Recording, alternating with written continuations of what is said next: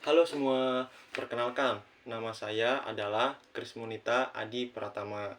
Saya adalah mahasiswa Universitas Dian Nusantara dengan NIM 5312121058. Nah, di sini saya akan coba menjelaskan dan memaparkan dari mata kuliah probabilitas dan statistika dengan materi analisis komparatif one way ANOVA. Nah, di sini saya sudah memiliki contoh soalnya dan sini saya akan coba memaparkan dan menjelaskan bagaimana cara menyelesaikan soal berikut ini. Oke, simak ya.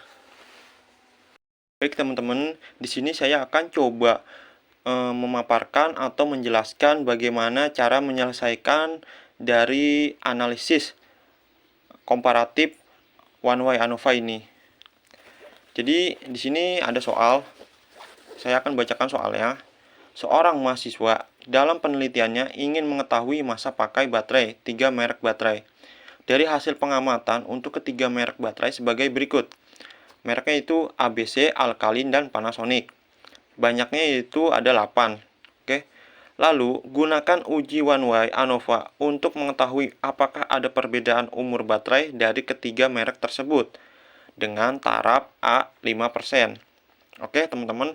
Oke, sebelum saya menjelaskan, di sini saya akan coba memaparkan tahapan-tahapan ya untuk menyelesaikan soal dengan menggunakan metode analisis komparatif one way ANOVA ini ya. Oke. Jadi di sini itu ada beberapa tahapan-tahapan ya. Yang pertama itu proses uji ANOVA satu arah one way ANOVA. A. Membuat hipotesis dalam uraian kalimat. H0. Tidak ada perbedaan nilai rata-rata performan antara sampel A dan sampel B dan sampel C. Dan H1. Ada perbedaan nilai rata-rata performan antara sampel A dan sampel B dan sampel C. Oke, selanjutnya yaitu membuat hipotesis model statistik. H0 itu X1 sama dengan X2 sama dengan X3. HA atau H1 itu dengan X1 tidak sama dengan X2 tidak sama dengan X3. Oke, selanjutnya yaitu menentukan kaidah pengujian. Jika F hitung lebih kecil dari pada F tabel, maka diterima H0. Jika F hitung lebih besar dari F tabel, maka ditolak H0. Oke, Mak. Jadi teman-teman, yang C ini menentukan kaidah pengujian. Kaidah pengujian itu digunakan ketika nanti kita sudah mendapatkan hasil dari F hitung dan F tabelnya. Oke, nanti sini kita bisa lihat nih, H0 diterima atau ditolak itu dari kaidah pengujiannya. Oke, selanjutnya yaitu yang D, menghitung nilai F hitung dan F tabel. Jadi di sini tuh kita ada namanya F hitung ya. Ini adalah rumus F hitung yaitu S1 kuadrat dan S2 kuadrat. Oke, teman-teman. Oke, kita lanjut tahap selanjutnya, cara penyelesaian analisis komparatif one way ANOVA ini. Oke, bagaimana caranya? Caranya itu tahap selanjutnya yaitu kita mencari F hitung. Nah, bagaimana cara mencarinya? Cara mencari F hitung yaitu dengan membuat tabel penolong. Nah, ini adalah tabel penolong ya. Oke, ini adalah soalnya, tabel soal. Oke, tabel soal itu dibikin kayak gini. Oke, dibikin kolom. Nah, setelah bikin, kita ada lagi tambahan, yaitu dengan mengkuadratkan ABC kuadrat, Alkaline kuadrat, dan Panasonic kuadrat. Nah, jadi ini tuh hasil dari mana? Ini tuh hasil dari ini. 121 dikuadratkan. Hasilnya ini. Ya, terus yang ini 122 dikuadrat, yaitu hasilnya ini. Dan 123 dikuadratkan, hasilnya ini. Dan seterusnya ya. Seterusnya itu ini. Nah, pertanyaan kenapa ini bisa beda-beda? Nah, jadi memang di soal ini memang terkadang di sini tuh beda-beda dari jumlah banyaknya responden atau N. Jadi sini tuh beda-beda ya. Oke. Nah, setelah itu, setelah semuanya dikuadratkan, mendapatkan hasil dari dikuadratkan, lalu kita jumlahkan semuanya. Ini. Nah, kalau ini dari mana? Ini tuh dari banyaknya ini. Ini kan ada 8. Jadi kita tulis 8. Nah, kalau ini jumlahkan. Setelah dapat hasilnya, lalu bagaimana? Dan selanjutnya setelah mendapatkan hasil dari total penjumlahan masing-masing kolom, selanjutnya yaitu menjumlahkan hasil total sigma ABC, sigma alkalin, dan sigma Panasonic. Oke. Jadi di sini itu mencari X totalnya. X total. Bagaimana cara mencarinya? Cara mencarinya itu sigma ABC ditambah sigma alkalin ditambah sigma Panasonic. Nah, sigma ABC-nya berapa? Nah, ini sigma ABC-nya yaitu 1,052. Dimasukin sini. Ditambah sigma alkalin berapa? Sigma alkalinnya itu 917. Masukin sini. Dan ini berapa? Sigma Panasonic berapa? Yaitu sigma Panasonic ditambahkan 783. Sini. Setelah ini semua, lalu jumlahkan. Lalu kita mendapatkan hasil 2,752. Oke. Oke, tahap selanjutnya bagaimana? Tahap selanjutnya. Nah, ini teman-teman, tahap selanjutnya yaitu ini adalah tahapan-tahapan untuk menyelesaikan metode analisis komparatif one-way ANOVA. Nah, tahap selanjutnya itu apa? Tahap selanjutnya yaitu kita harus mencari JKB, menghitung jumlah kuadrat antar baris, yaitu yang disingkat dengan JKB. Nah, bagaimana cara mencarinya? Cara mencarinya itu seperti ini. Ini adalah rumus JKB-nya. Nah, setelah itu kita masukin sigma ABC. Sigma ABC itu berapa? Sigma ABC itu tadi 1,052. Oke. Nah, kita lihat tadi sigma alkalin berapa tadi? Sigma alkalin itu 917. Oke. Nah, terus sigma Panasonic berapa? Sigma Panasonic yaitu 783. Nah, lalu dikuadratkan. Lalu dibagi dengan banyaknya nilai N. Nah, yang tadi. Oke. Nih.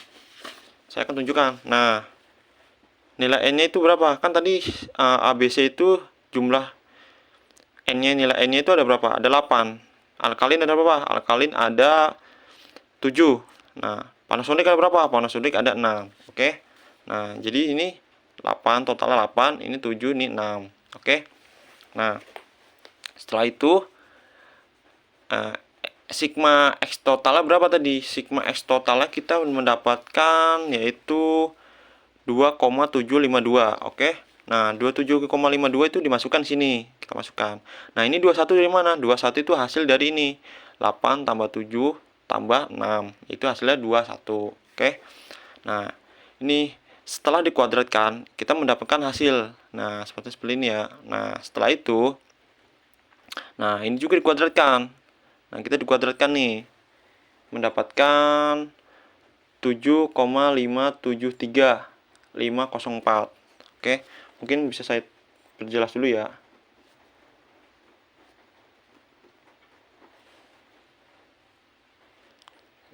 Nah,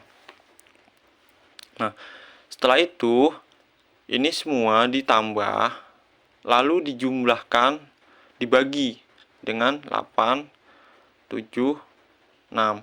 Atau kita bisa gabung aja dengan 21.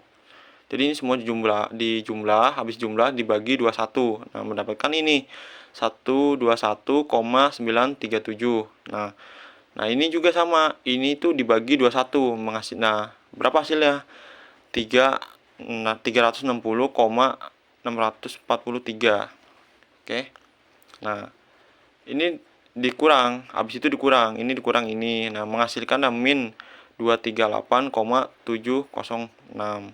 Nah, selanjutnya apa? Selanjutnya itu mencari atau menentukan nilai derajat kebebasan antar grup yang disingkat dengan DKB. Rumusnya DKB itu apa? Ya ini A dikurang 1. Nah, A itu apa? A itu banyaknya jenis dari baterai. Tadi banyaknya jenis baterai itu berapa? Yaitu 3. Nah, 3 dikurang 1. Oke. 3 kurang 1 itu 2. Selanjutnya menentukan ragam antar grup. Nah, menentukan agar ragam antar grup yaitu rumusnya S1 kuadrat. Nah, sama dengan JKB dibagi DKB. Nah, JKB-nya berapa tadi? Nah, ini adalah JKB. JKB kita masukin sini. Ini JKB nih. Terus DKB-nya berapa? DKB-nya ini 2. Oke. Nah, lalu habis itu dibagi min 238,706 dibagi 2 dan menghasilkan min 119,353. Oke. Oke, kalau udah lanjut menentukan nilai kuadrat dalam antar grup. Nah, yang disingkat yaitu JKD. Rumusnya bagaimana? Rumusnya itu sigma ABC kuadrat, sigma alkalin kuadrat, sigma Panasonic kuadrat. Berapa tadi? Nah, kita lihat di tabel. Nah, ini ya. Sigma ABC kuadrat itu 138,716. Sigma alkalin kuadrat yaitu 120,379. Sigma Panasonic kuadrat yaitu 102,339. Nah, kita masukkan. Oke. Nah, setelah kita masukkan, tadi kita ada pertanyaan lagi nih. Yaitu rumusnya sigma ABC, sigma alkalin dan sigma Panasonic. Nah, berapa tadi? Kita lihat di sini. Sigma ABC 1,052, sigma alkalin 917 dan sigma Panasonic 783. Oke. Nah, dimasukkan. Oke. Nah, setelah itu dibagi N-nya berapa tadi? N-nya itu 21. Oke. Kita masukkan nih. Semuanya ya. Nah, ini semua dijumlah. Ini menetapkan ini. Nah, ini dikuadratkan dulu. 1,052 dikuadratkan 9 ini 917 itu dikuadratkan dan 783 dikuadratkan juga. Oke. Nah, habis itu dikuadratkan mendapatkan hasil ini lalu dibagi dengan 21 yaitu dengan ini hasilnya. Nah, setelah itu 361,434 dikurang 121,937 itu mendapatkan hasil 239,497. Oke. Selanjutnya yaitu apa? Selanjutnya menentukan nilai derajat kebebasan dalam antar grup. Rumusnya yaitu DKD sama dengan K kurang A. Nah, K-nya itu berapa? K-nya itu jumlah dari tadi. Jumlah dari mana nih? Nah, ini. Dari N. Nah, dari masing-masing kolom. Jumlah nilai N-nya kolom. Kan tadi kan berbeda-beda ya. Nah, itu dijumlahkan. Yaitu menghasilkan 21. Nah, kita masukin sini 21. Oke. Dan A-nya tadi berapa? A-nya itu adalah rumus dari banyaknya jenis baterai. Banyak jenis baterai kan ada 3. Nah, kita masukin 3. Oke, setelah itu 21 kurang 3 yaitu 18. Oke. Gimana? Nah, next tahap selanjutnya yaitu yaitu menentukan nilai ragam dalam antar grup. Nah, tadi rumus apa nih? S2 kuadrat sama dengan JKD dibagi DKD. JKD-nya tadi berapa? Nah, JKD-nya kan tadi kita udah dapat nih. Mana nih JKD? Nah, JKD berapa nih? 497.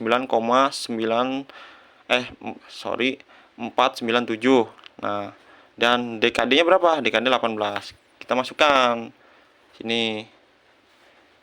Nah, ini hasilnya 13,305. Selanjutnya apa? Menentukan nilai F hitung. Nah, ini tahap akhir. Oke. Menentukan nilai F hitung. Bagaimana tadi? Yaitu S1 kuadrat dibagi S2 kuadrat. Nah, kita harus perlu ingat. tadi S1 berapa? Oke, kita cek nih. S1-nya itu di mana ya S1? Nah, ini S1-nya itu menghasilkan min 119,353. Oke. Nah, kita masukkan ini. Dan S2 kuadratnya berapa? Nah, ini S2 kuadratnya itu 13,305. Oke. Setelah itu dibagi dan menghasilkan min 8,970. Nah, tahap selanjutnya bagaimana? Nah, tahap selanjutnya yaitu menentukan nilai F tabel. Nah, ini kan kita udah dapet nih F hitungnya. Nah, ini F hitung ya. Ini F hitung. Kita sekarang mencari F tabelnya. Dapat dicari dengan menggunakan tabel F, di mana DKA pembilang adalah 2 dan DKB penyebutnya itu 18. Oke. Dan tarafnya yaitu 0,005 atau 5%. Langkahnya bagaimana? Oke, next kita cek di tabel.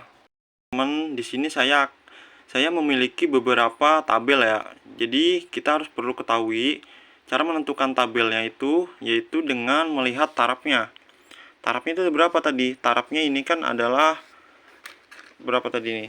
Tarafnya itu kan 0,05 ya atau 5%. Nah, kita cari nih. Mana nih? Nah, ini nih tabel F 0,05. Berarti kita buka ya yang tabel F 0,05-nya. Oke. Nah, jadi sesuai dengan tarafnya ya untuk menentukan. Nah, setelah itu kita lihat. Nih. Kita lihat yaitu pembilangnya 2. Penyebutnya 18. Kita cek. Mana? Nah, ini penyebutnya ya. Ini penyebutnya dan ini penyebutnya dan ini pembilangnya. Oke. Nah, tadi penyebutnya berapa? Penyebutnya 18. Kita cari di 18. Nah, ini 18. Dan pembilangnya berapa? Pembilangnya 2.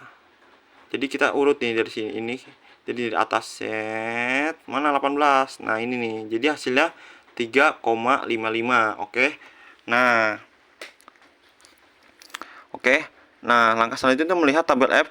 Nah, di tabel F 0,0. Nah, tadi kita sudah lihat ya di tabel F 0,05. Dan itu, dan setelah mendapatkan hasilnya yaitu 3,55. Dan selanjutnya itu membandingkan hasil F tabel dan F hitung, yaitu tadi seperti yang tadi yang sudah dijelaskan. Oke. Yang sudah dijelaskan dengan kaidah tadi. Tujuan untuk mengetahui apakah HO diterima atau ditolak, yaitu kita lihat yang berbunyi pada kaidah hipotesis di atas. Ternyata F hitung itu lebih kecil dari F tabel. Oke, maka H0-nya diterima. Oke. Sesuai dengan kaidah yang tadi. Kalau F hitungnya lebih kecil dari F tabel, maka H0-nya diterima. Begitu teman-teman. Oke. Semoga bisa dapat dimengerti ya. Terima kasih.